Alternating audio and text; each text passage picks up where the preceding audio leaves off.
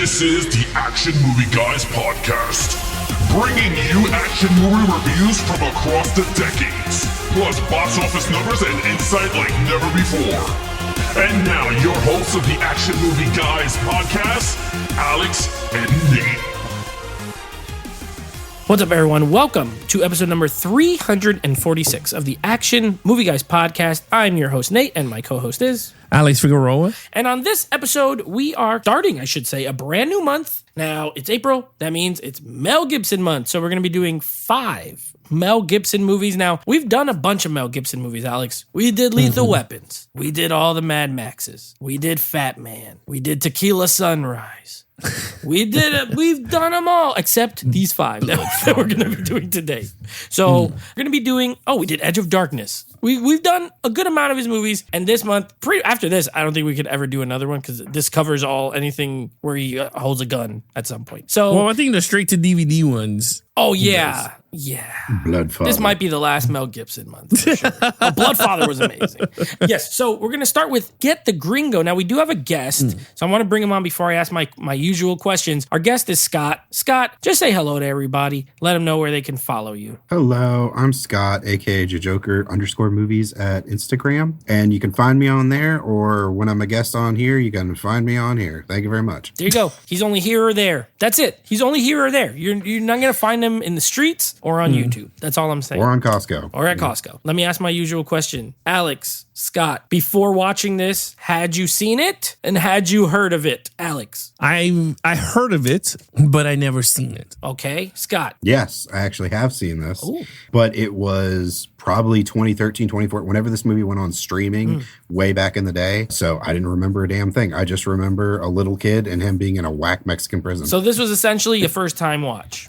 I love it. I love it. All right. I saw this movie. I think I saw it when it came out on Blu-ray. So probably around the same time. My cousin loved this movie. I don't know why. Don't ask me why. And he would always watch it. And every time I go to his house, it was on. And so one time I watched it. So anyway, Get the Gringo, starring Mel Gibson. Let me give you some Rotten Tomatoes scores. And I was very surprised when I pulled up the Rotten Tomatoes. Not because of judging by what I saw. I'm just saying I'm surprised. This has an 81% critic score and a 68% audience score. So a little lower for the audience, but both of those are fresh. I thought for sure the critics were going to be like 50. I don't know why. I just thought so. Alex, are you surprised by these numbers? I'm shocked. I'm shocked. Just to be really honest with you, I'm shocked. Yeah. Very shocked. Scott, are you surprised? Yeah, I'm fucking surprised. I looked at this and then I looked at another movie of his that I like a lot, kind of similar. And I was like, what the fuck? I was like 81. Never mind. I'm surprised. Yeah, I was a little bit surprised. So again, that's not a spoiler. It doesn't tell us what we think of the movie. We have no idea what each other thinks of this movie. It's higher than I thought it was going to be. I'll just leave it at that. All right. We're going to go to Scott first. He's the guest. We're going to talk about our lead character now. It's played by Mel Gibson. His name in the movie is just, in the credits, it's just Driver because he gives a different name every time someone asks him what his name is. So what did you think of Mr. Mel Gibson? Tuna Mel Gibson. Okay. Tuna Mel Reginald Gibson. T. Barnes. Yeah, I gave him a 4. Now, he's not a perfect 5, but I do love his character so much. He knows it all. He's got a military background. He's showing the kid, I was a sniper right there. So, that's coming into play later. He's got the skills. He gets thrown in this prison. He's like, okay, time for Papi to make his way up to the top. And then you also got him, I love Mel Gibson movies, and this ain't the only one where he's sitting there narrating like it's a neo-noir movie. Yeah. I love that shit. Yeah, his character was cool, calm, collected, and he just wins. It's a solid 4 for me for Tuna Melt. All right, a 4. Alex, what do you got? I agree with Scott. I gave him a 4. I think the character is very well balanced for this film. It's a very quirky character, meaning in a sense of I really would not see Mel Gibson do a character like this. I wouldn't not even thought in 100 years going, can he pull off this type of character, like this not low budget movie, but like this indie type character, right? Because this is like an indie film. It looks like an indie film, right? This is not a big budget. Yeah, not a big budget. It's like 20 million, I think. Yeah, so I'm like, this does not look like a Mel Gibson type film. Like he's not crazy ruthless or nothing like that, but he's just very smart, mastermind, funny. There's a lot of dark humor in this. That is so fucking funny. I love him as the clown in the beginning because that shit is mad funny. I thought that was mad funny. And he's like, don't bleed in my car. The guy like spit and he was like, ah! And the guy then pauses and you see his angry face. Like, I thought that was funny. I love the scene that he's trying to be Clint Eastwood. Oh my God. His voice is horrible. Yeah. That shit is so bad. And then the black girl came in. Oh my God. Praise Jesus.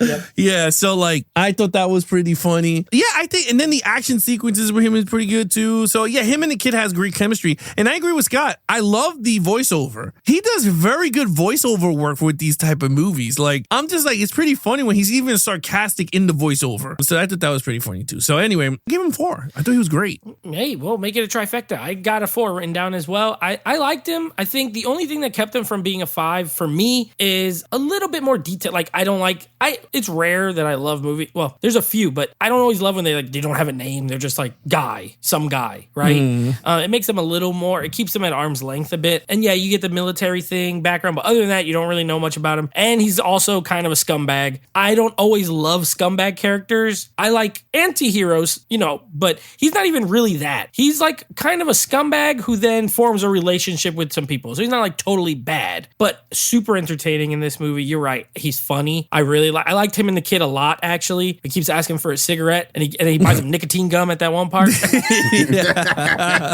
thought that was funny. He's like, just start a different, get hooked on sugar instead of cigarettes. I like that.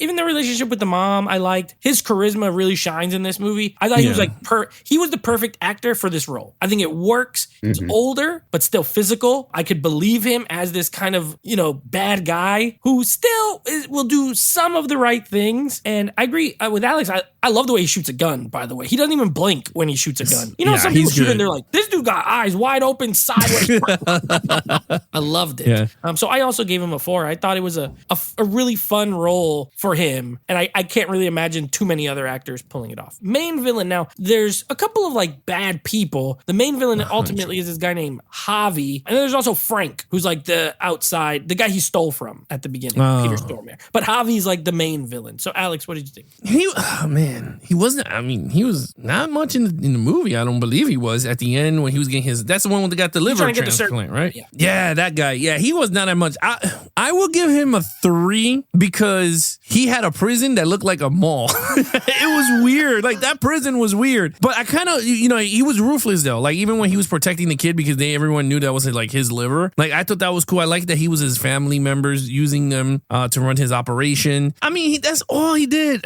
He talked to Mel Gibson. He changed his name. He got him out of prison as a promise and for keeping his $2 million that he wanted back. So at the end of everything, I think he did diabolical stuff because he killed the husband for the liver and now he's taking the kid. That's diabolical shit. Yeah. So I give him a 3 for that. Fair. Scott, what do you got? So for villain, this is where I'm going to have to go a little bit low. I gave him a 2. Whoa. Because he don't do shit, and neither does any of the other bad guys. Frank's on the freaking computer the entire time. It's all just goons. Just he's sending his mobster goons after him. Nothing really special. They're all just shooting guns. Yeah, it wasn't that fantastic for villain wise, so it was a 2. Oof. Okay. Yeah, I like the actor. I like Peter Stormare, the guy who played Frank. He's always really fun to watch. He was on John Wick 2. He was in John Wick 2 at the beginning. I like him. So yeah, he was fine, but you're right. It's a goon movie pretty much. It's a henchman movie. I gave him a 3 as well. Javi, I gave him a 3. Because Alex made a good point as far as what first of all, he runs this prison. He's like the overlord of this prison, right? He's got like a nice penthouse suite and all this stuff in this little like prison city, which is a cool concept, by the way. We'll say that for storyline. But in this little prison city, he's the kingpin. He got his family members doing stuff. He got his right-hand man, the fat guy, and he's literally raising this kid whose dad he killed so that he could also take his liver. The concept of it is pretty evil, but he doesn't do a lot outside of that. So, but I did like him. I like his interactions with Mel Gibson when he pulled the gun on him and he's gonna shoot him. He's like, I saved your life. I saved it twice. And he tells him the whole thing. And I like that scene a lot. I like when they're negotiating, like, get me out of here. I need some money for a car. So I liked him, but he wasn't exceptional. So I gave him a 3. 3 as well. I thought he was fine. Average. Okay, action. Scott. Action. All right. So it's going to be a 3. Now, 3 for good because the action was good, but, I'm sitting there and it's like, you get the car chase at the beginning. That was a lot of fun. Then he gets thrown in the prison and it's like straight up 40 minutes of him just like learning everything. Not that much action right there. The first kind of big pop up of action you get is when those guys in the cowboy hat gang or whatever go in there and they just all start shooting at each other. That was a lot of fun. Then you get the him throwing the grenade back, Call of Duty style. Yeah. And then I loved when he called in, was it Frank? And he's dressed up in the suit and he just like invites everybody in, like chloroforms the guy, brings him in the bathroom, then throws grenades at them. Yep. And she's like, why do you have an umbrella? And he's just like, you never know when it's going to rain. Yep. Pops it out, walks away. And then the ending. I mean, it was pretty good, but it wasn't like balls to the wall action like all the time. So it was a 3. Hey, that's cool. Alex, what do you got? Yeah, I think in terms of this film, I don't think it's much action. I think it's just more fun, dark humor, criminal stuff, undermine, whatever you want to call it, underground stuff. So in terms of action, I agree. I like the shootout in the prison. I thought that was funny. I like when he ran back into the bathroom and he was going to get his golden gun. He's when the guy was trying to shoot him. I thought that was funny. The scene that I thought was really good and I thought they would have capitalized on his sniping is a scene that he sniped the 2 dudes. And it was super fast. It was just like bang, and that's it. I was like, oh, he's coming back for this little kid. And no, it didn't at all. Like, I thought it was going to be some sniping scenes. We didn't get that. So I was like, shoot. But I do like him going back in. I thought that was fun. Him jumping in when he did the jump and he hurt himself. He said, he hit the concrete. Yep. I thought that was bad funny. He hit that shit hard. He was just like, when he saw his $2 million. And I do like the scene that he pretty much was a medical person and he took all the money and threw it in the. I thought that was all genius and stuff. So I love the car chase in the beginning. That car chase was dope. I was like, okay, this is pretty cool. And then he crashed into Mexico until they saw all that money. I thought that was like, damn. So with that said, I gave it a 3. I think the action sequences are good in this film. Another one where we'll all line up here. I gave it a 3 too. I echo everything you guys said. There's not a ton of action, but what's there is fun. But a moderate amount of fun action will get you a 3 in these parts. So it's not bad. It's well shot for what it is. A lot of squibs. It's rated R, which I like. There's plenty of blood squibs, which I'm a sucker for. The shootout in the jail reminded me of like a Western movie, the way it is. Yeah, like it's all dusty, the way they're shooting back and forth, boom, boom, boom, and then just like mad random people are getting shot. Anyone who's in the middle, sorry for you, shot. I love the grenade part because he like runs and jumps, catches it with one hand, and then throws it back, and that dude gets absolutely blown up, which was awesome. And I like the sniper scene too, like Alex said. I think that's cool. I love that the gun doesn't even make a sound. It's just like 2 shots, them guys are dead. And he puts that cheeseburger in their tailpipe so that they can't. That was funny. He's like, I'm not eating. The guy's like, the microwave's over there. He's like, I'm not eating this crap. What are you talking about? Yeah, he's like, I don't eat this shit. Yeah, that was funny. But yeah, I mean, not a ton of action. The car chase is cool. I like when he sees the little hill and you could see him formulating like, I'm gonna jump over that. I'm gonna jump over that hill. And he starts speeding up and the other cop car's trying to get to him first. Good times, but not extreme or incredible, but solid. 3. Okay, storyline, Alex. Okay. It's funny because you alluded to something. This storyline has a great premise.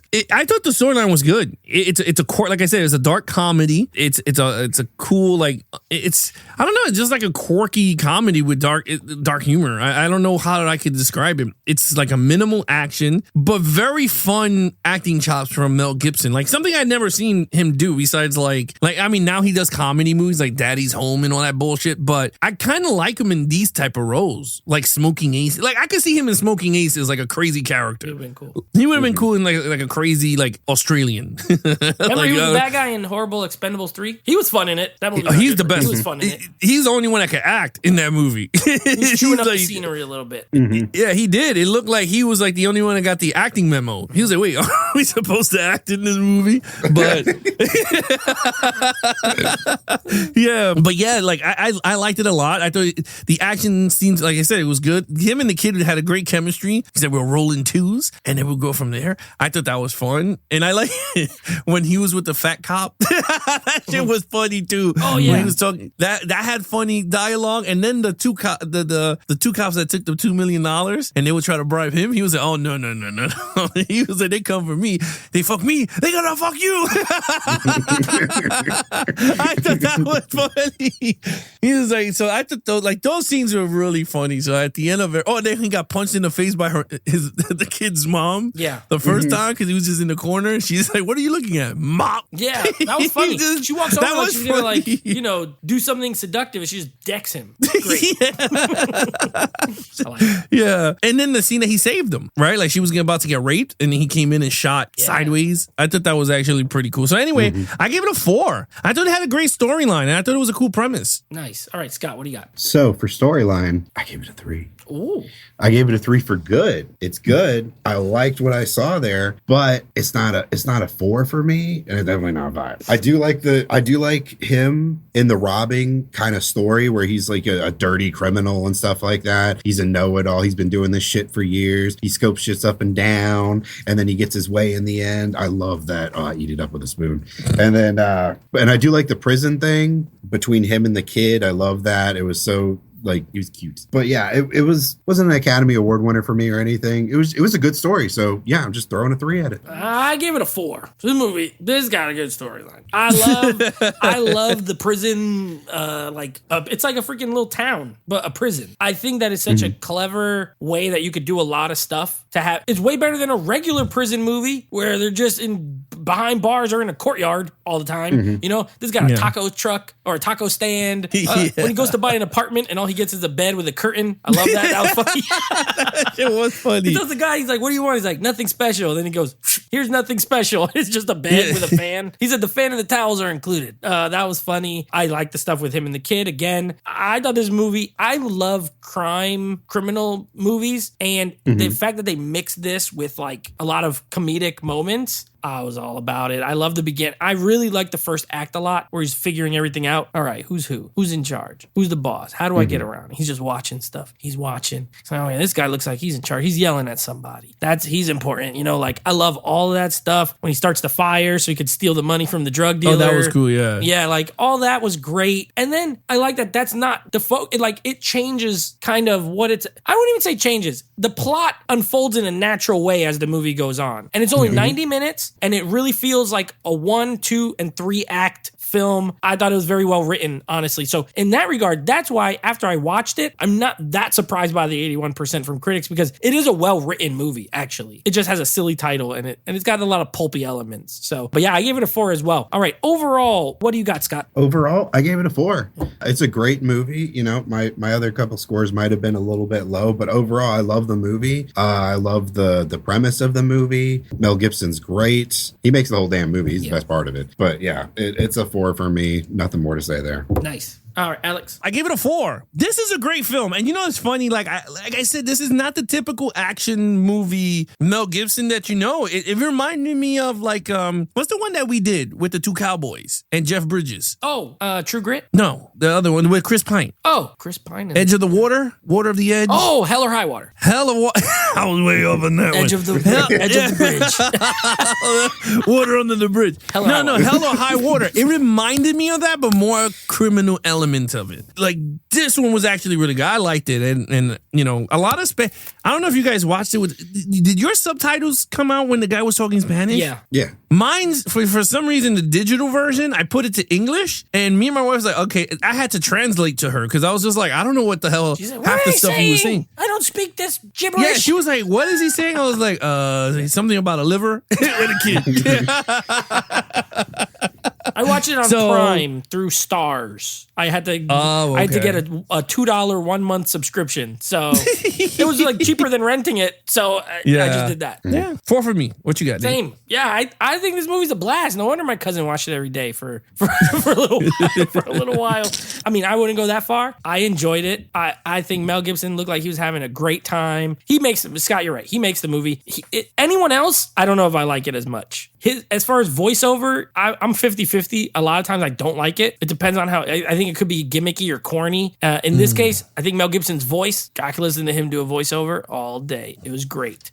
So yeah, a lot of fun, very entertaining. And again, 90 minutes. Like it was especially good to watch a short movie because I knew I had to watch this 17-hour Lord of the Rings movie. What a contrast watching Get the Gringo. What a contrast. I started it. It ended in a reasonable amount of time and I had fun. So 4 for me, 4 for Alex, 4 for Scott. Total points. Well, we know what Alex's is 18. Out of a 25. I have the same. We gave everything the same. So me and Alex got an 18. Scott, what about you? I got a 16 out of a 25. And unlike A Tribe Called Quest, I will be buying this on Blu-ray. Oh, okay. He's going to buy it. I will say this, though. I don't think I'll pick this up on Blu-ray yet. I think I'm going to wait to see if there's a 4K popping up. Because unless it's one of those that I don't think it will. I doubt it. I doubt it. Yeah, I don't think it's going to get one. It's such a small scale movie. Well, indie movie. Bro, Super Mario Brothers got a fucking 4K. Yes. You can't tell me this shit. shit. Yeah, but that has a cult following. I don't know why. Yeah, this has like a nothing following. I think nobody even... Look, it only made $8 million in the box office, so... And what's the budget? It's called 20. Underrated. Oh, 20, so yeah. Yeah, I doubt it. I would honestly grab it digitally. I wouldn't even need a Blu-ray. I might just buy like a digital of this movie because it's probably like $5. Like Bloodfather. I just got digital and I love it. It's how much? It was 14. I will not. That's why I rented I will not be buying this. I think I will wait for like Mel Gibson month or so because I know Apple does like those monthly digital sales and stuff for actors. The Blu-ray's only on Amazon. It's $15, but if you buy it used, it's only like $6. So you know what? My bookstore might have it. I'm gonna check next time I go. If my bookstore has there it, you go. I may grab it. Firemaster Nate. $5.99. Get the Gringo. Okay, so that's Get the Gringo. A fun start. I would say a fun start. I think it was to a Mel great Gibson start. Month. Yeah, Great start. Now next week we'll be doing this next movie. This is a much bigger production for Mel Gibson. So first we're gonna start with Return of the King. Not in Return of the King, but we're gonna be doing Lord of the Rings: Return of the King to wrap up the first Middle Earth trilogy, the original, the Lord of the Rings trilogy. And then the next Mel Gibson movie is directed by our boy, Roland Emmerich. Roland Independence Day Emmerich is coming out with a little movie called The Patriot. So we'll be going back to the Revolutionary War, or whenever that was. I don't even know. For The Patriot. So Alex, we got our hands full. That's full. Because these two movies combined are like almost 8 hours, probably. What? Yeah, The Patriot's Really? 3 and Return of the King is like 4. So 7 hours. Patriot has an extended cut too, I think. We're watching regular cut. Ain't no way. Nate almost passed out. He said, wait, what? Regular. I don't even know I could get my hands on the extended cut, like I said. It's on Blu-ray. I have it on 4K, I don't own so it. whatever's on that 4K, that's what I have to watch. But anyway, that's what we got I coming don't up. mind, like I said, I don't mind watching extended or director's cuts on certain films that I enjoy, but I don't think I could sit down for a Patriot movie. I like director's cuts on movies I already like the regular version for. Yeah. I don't even know if I've never even seen The Patriot. This is the first time watch for me. So Oh, me too. I I've don't never seen know it if I either. like the extended cut. I'll watch the regular. I will see We Are Soldiers. I will see that extended. Oh, that was good. That was good Yeah. stuff. Give me that the scenes with the Japanese and the Americans going on. Give me that extended because that shit was good. Yep. Yeah, that was fun. All right, Scott, thank you so much for joining in these 2 Thank you episodes. for having me. Yes. Till next time, Scott, our interns. Scott, our intern, he'll be back. He'll be back actually in like a few weeks. There you have it, guys. You guys want to follow us in our social media accounts, please follow Nate over on Instagram at Netflix Reviews. Check out the podcast with him and his friends called Netflix Movie Reviews. Every other Monday at 9 p.m. Eastern, Nate goes live with his friends over on Instagram. Anything action movie, guys, head over to Instagram at Geeks and Flicks, official website, www.geeksandflicks.com, or head over to our YouTube channel, youtube.com/@actionmovieguys, where we put our podcast episodes up there. Other than that, he is your host, Nate from Netflix Reviews. I'm his co-host, Alex Figueroa. Be awesome to each other and geek out.